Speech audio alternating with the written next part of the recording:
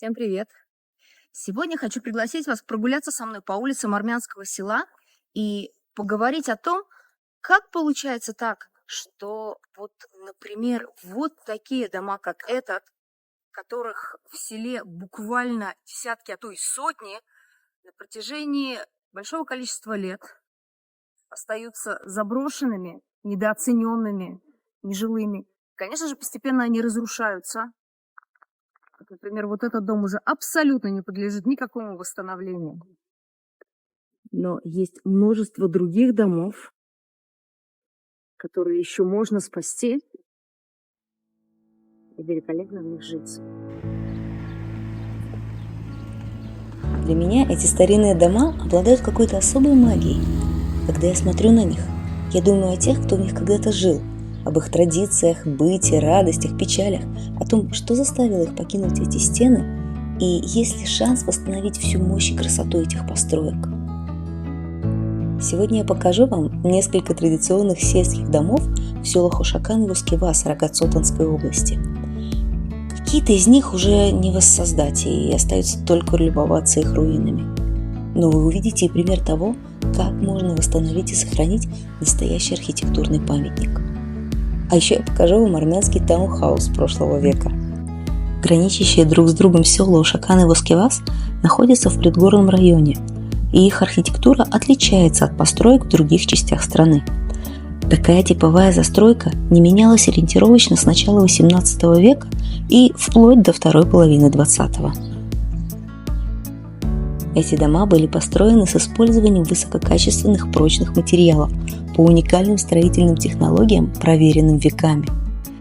Просто для примера. Смотрите, это старинный одноэтажный дом.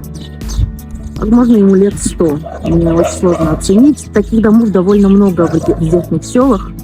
А теперь смотрите на глубину фундамента этого дома. Сейчас уже так точно никто не строит.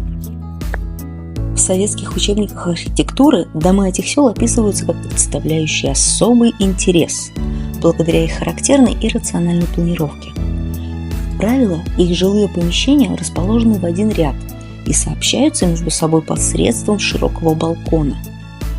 В композицию жилого дома обязательно входят сводчатые арки и полуподвальные кладовые для хранения продуктов садоводства и земледелия. Дом, который мы купили и сейчас реставрируем, относится именно к такому типу. Если вы еще не видели или хотите вспомнить, как он выглядел при покупке, то ссылка на видео сейчас появится в правом верхнем углу экрана. Нас любезно пригласили в один из домов. Когда-то, говорят, здесь были деревянные ворота. Здравствуйте, как вас зовут? Людмила. Очень приятно, Людмила. Людмила, расскажите, пожалуйста, про этот дом. Вы говорите, ему больше 100 лет? 100 лет. Там на камне написано 1926 год. А можете показать, где написано? С той стороны, да? Два братья пили этот дом. Два брата строили вот этот и вот этот дом. А раньше этот подвал использовали для чего? Да, вина там. Вино хранили, да? Хранили, да. Очень красивый подвал. Немного не убранный. Вы купили? Да, там были...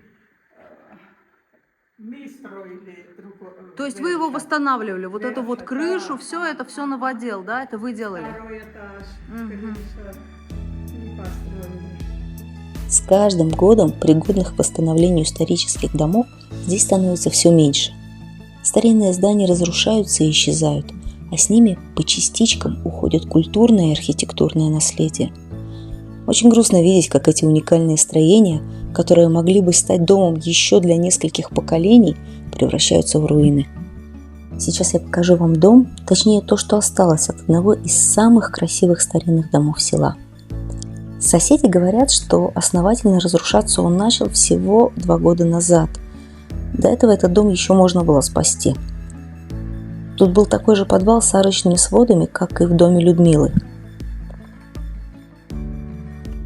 Все хочу показать вам, как выглядит дом для фактически многоквартирного или многосемейного проживания. Смотрите, какой он длинный. На самом деле это несколько домов, которые, как когда-то в Европе, стоят пристроенные один к одному. Непонятно, откуда здесь взялся такой сблокированный дом. В Англии и в Голландии в период индустриальной революции такие постройки были распространены по причине нехватки земли и проблем климатического характера. Здесь я таких проблем не вижу.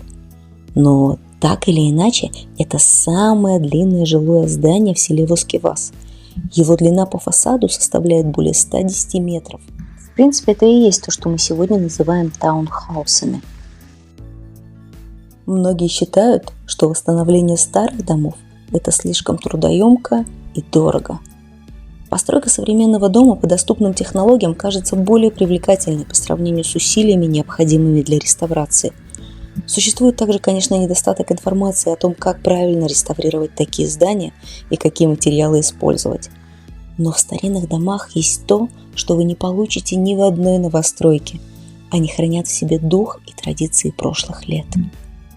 Мой муж Даниэль и я верим в то, что, восстанавливая наш дом, мы не только возвращаем его к жизни, но и вносим свой вклад в сохранение культурного наследия региона.